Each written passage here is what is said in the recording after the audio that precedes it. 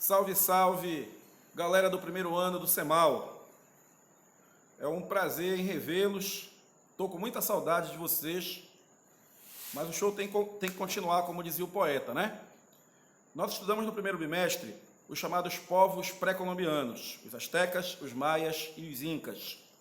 Nós vimos que esses povos, eles não foram apenas povos primitivos, como muito era utilizado antigamente. Foram povos que investiram em tecnologia, que investiram em ciência, que investiram numa organização política, na verdade, verdadeiros impérios, muito parecidos, muito próximos, ou até mais avançados que a Grécia, Roma e Egito, e alguns fundamentos. Nós vamos começar hoje a falar sobre a nossa história, sobre o povo que deu origem ao Brasil. Nós vamos falar sobre os povos que viviam aqui na América do Sul antes do contato com os portugueses. E esses povos vão ficar conhecidos como povos pré-cabralinos. Nós sabemos que em 1500 chegou ao Brasil Pedro Álvares Cabral, a partir daquela lógica das grandes navegações marítimas e comerciais, do mercantilismo. E os portugueses chegaram aqui no Brasil com a mesma intenção de lucro que os espanhóis chegaram lá na América Central com Cristóvão Colombo. Chegaram desesperados por ouro, por prata, por diamantes e não encontraram isso logo de cara. Hoje nós temos informações sobre esses povos que viviam nessas terras, principalmente a partir de fontes portuguesas. Hoje os povos que nós mais conhecemos, que mais temos informações, são os povos tupinambás, porque os povos tupinambás foram os primeiros a ter contato com os portugueses. Então, ao longo dessa aula, nós vamos perceber que, assim como o asteca, maia e inca, os nossos povos aqui no Brasil, eles tinham cultura, eles tinham arte, eles tinham sua própria tecnologia, eles tinham sua religiosidade, eles tinham sua política, a sua organização social. E vale lembrar que aquele mesmo papo que nós batemos lá nos astecas, maias e incas sobre descobrimento, essa mesma lógica serve para os indígenas brasileiros. Os espanhóis descobriram a América? Nós vimos estudando os pré-colombianos que não. Os portugueses descobriram o Brasil? Nós vamos perceber ao longo dessa aula que isso não aconteceu. O máximo, eles ocuparam, eles exploraram. O descobrir é uma outra coisa. Se tem alguém que é dono dessa terra, você pode ter certeza que são os povos indígenas. Aqueles que já viviam aqui há muito tempo e aqueles que já tinham toda uma estrutura e organização da sua forma, com a sua especificidade, mas principalmente com algo que influencia muito até hoje. Nessa aula eu quero que vocês percebam principalmente o ontem, mas também o hoje. As permanências desses povos indígenas no nosso cotidiano. Não é? Eu vou aprofundar um pouco isso lá no final da aula.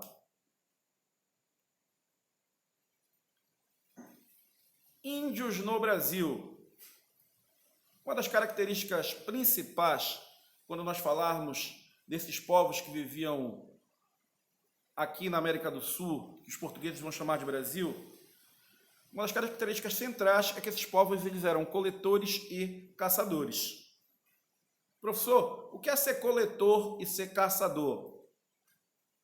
Comparando lá com os povos do Paleolítico, os indígenas tinham a sua cultura, tinham a sua organização e, principalmente, tinha uma adaptação muito grande à floresta brasileira, às florestas brasileiras.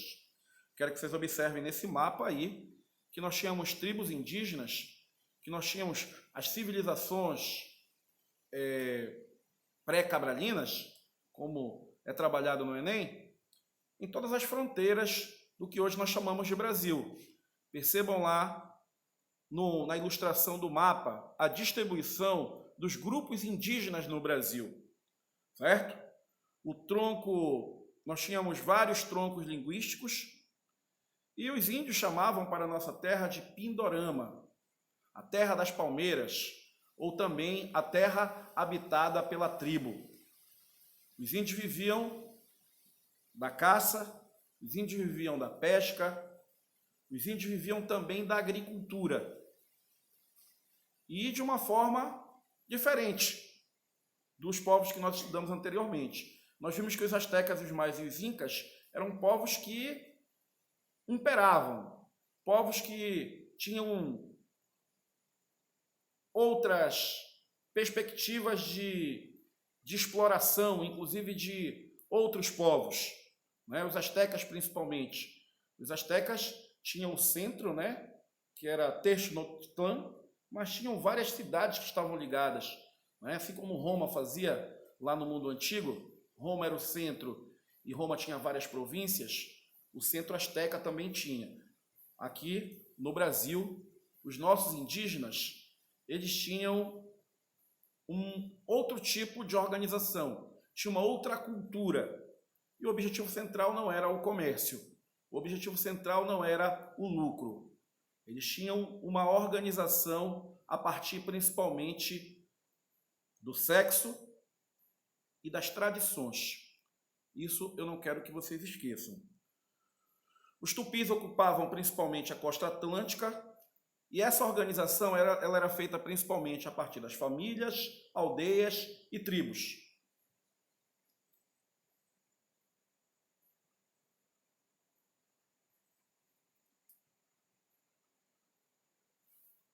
Os índios tupinambás. O que falar dos índios tupinambás? Hoje, a nossa sociedade, por exemplo, é muito preconceituosa com idoso.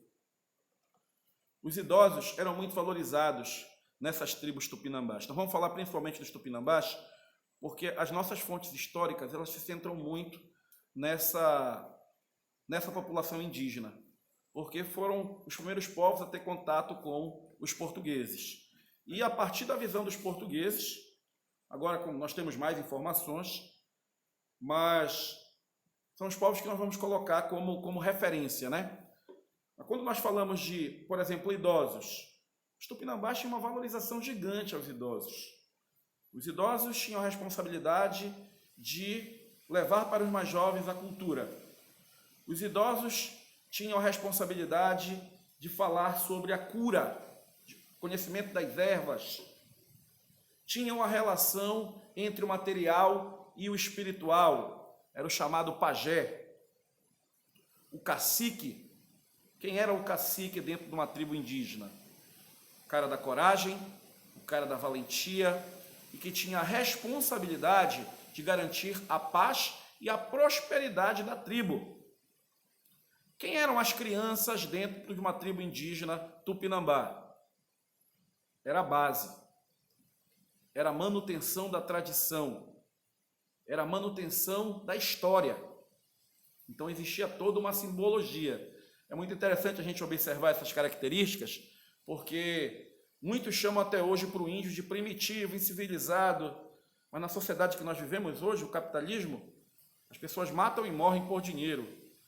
Tem um grande preconceito com o idoso, as crianças não são valorizadas, principalmente na educação, e aqueles que muito foram chamados de primitivos, eles tinham um investimento muito grande nas crianças, nos idosos e também nas mulheres. As mulheres tinham uma função fundamental dentro da tribo indígena. Nós vamos ver isso aí nos próximos slides. Professor, existe uma forma única de tribo indígena? Como nós vimos lá no mapa anterior, nós tínhamos várias tribos indígenas, vários troncos linguísticos, certo? De acordo com algumas pesquisas, antes da chegada dos portugueses, nós tínhamos 5 milhões, na verdade, não é 50, são 5 milhões de indígenas vivendo no Brasil. Professor, quanto é que tem hoje? Tem 300 mil. Percebam que ao longo de 500 e poucos anos aí de colonização, nós tivemos um grande genocídio e etnocídio. São duas palavrinhas aí que eu quero que vocês não esqueçam, né, para o futuro. Falou de povos indígenas no Brasil, eu quero que vocês lembrem de genocídio e etnocídio. Genocídio, matança física de um povo. Etnocídio, matança cultural de um povo. Essa foi a consequência histórica da chegada dos portugueses ao Brasil. Um grande genocídio e etnocídio. Esses números aí, eles são muito importantes até para a redação, né? Nós tínhamos 5 milhões e hoje nós temos 300 mil. Uma das formas de organização dessas tribos indígenas do Brasil eram os cacicados. Eram aldeias de organização mais complexa, garantiam a sobrevivência das comunidades, estocavam alimentos, faziam a defesa e inclusive o ataque, né, da tribo. Eu quero lembrar vocês que a guerra fazia parte da cultura das tribos indígenas brasileiras. A guerra era algo fundamental para nós entendermos essa dinâmica dessas tribos brasileiras. Mas por que a guerra? Era na guerra que se conhecia quem era o guerreiro mais valente. Era na guerra que nós tínhamos o ritual de passagem, né? A ideia do jovem, da criança que está virando adulto, na nossa concepção de adulto, né? O ritual de passagem desses jovens era a participação na guerra. E um dos motivos para o nomadismo das tribos indígenas também era a guerra. Era a necessidade de terra boa, de caça em abundância, de pesca em abundância, mas também a guerra era uma das motivações para esse nomadismo de nossa. E a guerra também mostrava uma hierarquização social. Surgia nessa proposta aí o cacique. Quem era o cacique? O responsável pela tribo. Quando nós falarmos em tribos indígenas brasileiras, eu quero que vocês lembrem de uma sociedade horizontal, igualitária. Todos caçavam, todos pescavam, todos colhiam, todos viviam iguais. Mas existiam aqueles com uma responsabilidade a mais. O cacique tinha essa responsabilidade a mais. O pajé tinha essa responsabilidade a mais. O pajé é o religioso, é o material, é o espiritual. Mas o cacique é a proteção das terras, é a proteção da cultura, é a proteção das mulheres, da tribo inteira. Para não deixar a sua tribo ser invadida e que ninguém se tornasse escravo para o ritual antropofágico.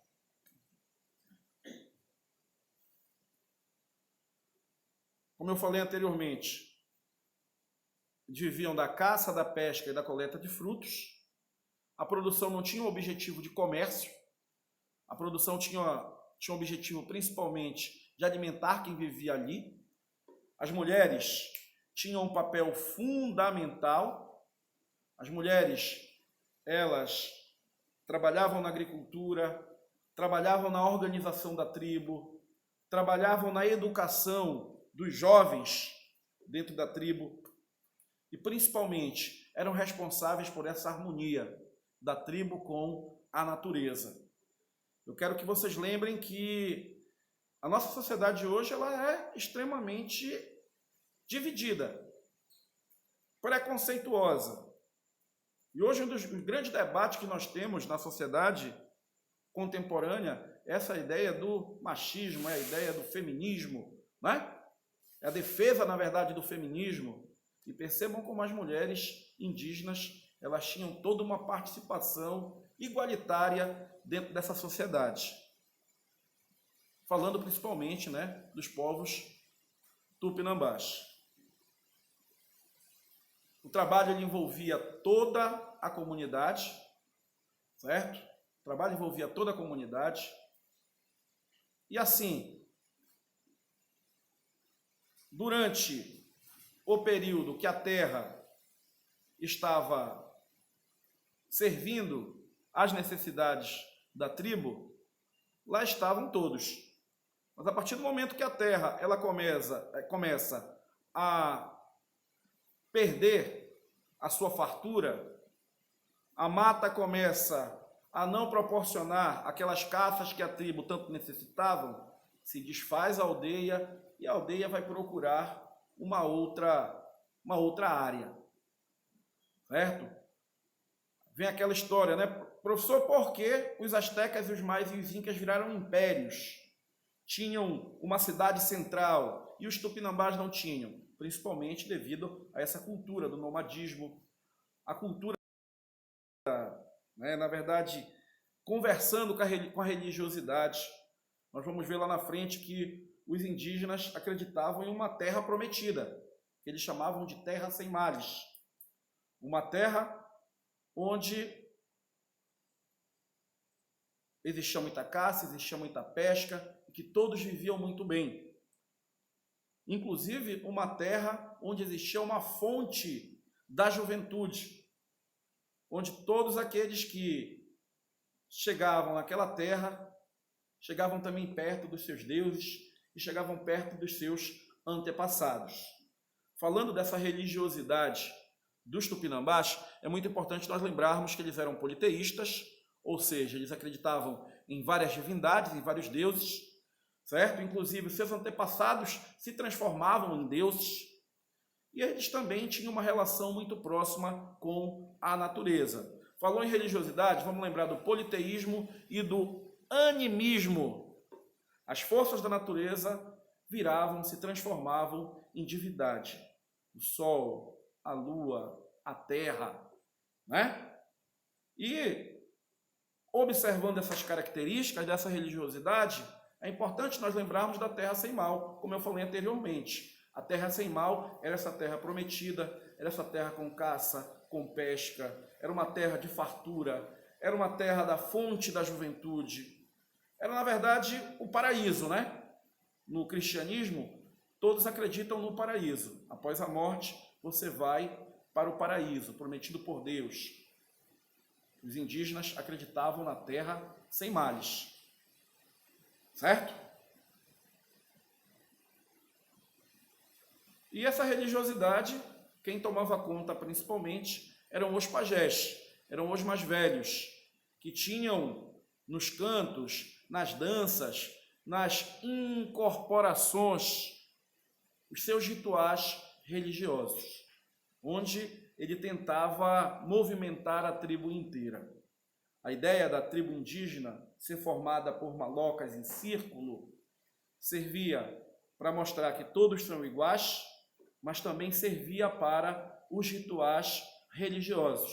Na verdade, o centro da aldeia era o quê? O centro da aldeia era o grande centro de culto religioso, onde era organizado pelo pajé. Beleza? E misturando cultura, misturando religião, misturando costumes e tradições, nós temos o ritual antropofágico. O que seria esse ritual antropofágico? Observem aí as imagens. Claro que essas ilustrações, elas foram feitas pelos portugueses. Existe um pouco de preconceito, existe um pouco de exagero, mas essas imagens elas mostram mais ou menos como seria esse ritual antropofágico. Era a cultura desses indígenas, um comer o outro? Será que era dessa forma? Hoje eu acordei com vontade de comer um outro índio.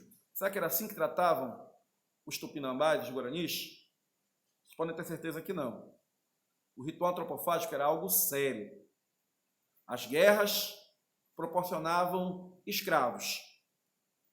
E aqueles que sobreviviam às guerras intertribais, eles eram levados para as aldeias e eram tratados muito bem durante alguns meses.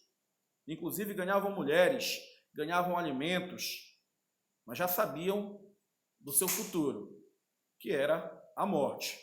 Inclusive muitos que eram capturados, muitos que serviam para o ritual, gostavam, acreditavam que aquilo era um momento de êxtase para a sua vida, para a sua história e para o seu povo. Porque só morria no ritual antropofágico grandes guerreiros, corajosos guerreiros. O ritual antropofágico, na verdade, era um momento mágico das populações tupinambás. Como era feito esse ritual antropofágico? A tribo fazia uma grande manifestação de louvor aos seus deuses e assassinava o prisioneiro. Quais eram os objetivos desse ritual antropofágico? Objetivos principais: adquirir as virtudes do inimigo e vingar antepassados mortos por a tribo que o inimigo fazia parte. Existem alguns historiadores que falam que também o ritual antropofágico servia para a negociação. Eu tenho um problema com uma tribo, eu chamava o cacique daquela tribo para comer da carne daquele inimigo que eu tinha naquele momento e fazia um acordo de paz, certo? Então, o ritual antropofágico, ele tinha toda essa grandiosidade para os indígenas. Por exemplo, na hora do ritual antropofágico, o índio chorou. A tribo vai...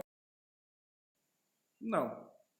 Se o objetivo é adquirir as virtudes, com certeza, se o índio chorasse no ritual antropofágico, ninguém queria adquirir essa virtude do medo, né? Da frouxura, né? Como nós conhecemos. Eles devoravam aqueles guerreiros valentes, porque acreditavam que iam adquirir as suas virtudes e iam vingar os seus antepassados. Então, o ritual era um ritual violento, né? Eles tiravam todos os pelos do inimigo, eles enfiavam um pedaço de madeira no ânus do prisioneiro e depois esquartejavam o prisioneiro e colocavam partes do seu corpo, como mostra a imagem, em uma grande fogueira. Os homens comiam a parte de cima, as mulheres comiam a parte de baixo, e os ossos que sobravam do ritual eram batidos e colocados em uma bebida chamada de cauim, onde a tribo bebia a nova guerra. Então, o ritual antropofágico é muito interessante, inclusive para a prova do Enem. Professor, já caiu o ritual antropofágico no Enem? Já. Pode cair de novo? Pode. E falar nos nossos indígenas, as características gerais dos nossos indígenas, falar numa história, na verdade, falar da nossa história. Mosqueiro tem várias influências das populações indígenas, tupinambás, inclusive. Nosso nome, né? O nome da nossa cidade, Mosqueiro. Alguns acreditam que mosqueiro vem de moqueio, que era uma prática indígena de moquear o peixe ou a caça. Na verdade, fazer com que a carne durasse um pouco mais a partir da quentura que recebia do fogo. A palavra vai ganhar um outro contexto, né? O moqueio vira moqueiro ao longo dos tempos. Nós temos aqui na praça a chamada tapiocaria, e nós sabemos da importância do indígena para essa culinária que nós temos hoje, principalmente na Amazônia. A rede aí, né, pessoal? Quem é que não gosta de uma rede? A rede também é uma invenção, é uma tecnologia indígena. As canoas, tecnologia indígena. Muito do nosso artesanato, tecnologia indígena. Hoje os índios são atacados, são massacrados aí por leis, inclusive desse governo que está no poder, mas que resistem. Falar na história do índio também é falar em resistência. Um grande abraço, nós continuaremos na próxima aula. O que tu achou?